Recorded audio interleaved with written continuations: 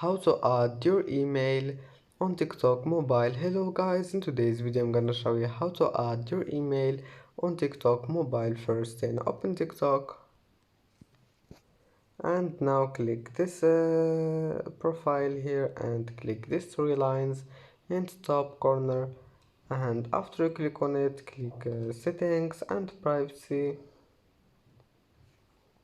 and now click manage account, and then this one email, second one, and then just add your email and click this here, send code, and just type the code here, and that's it.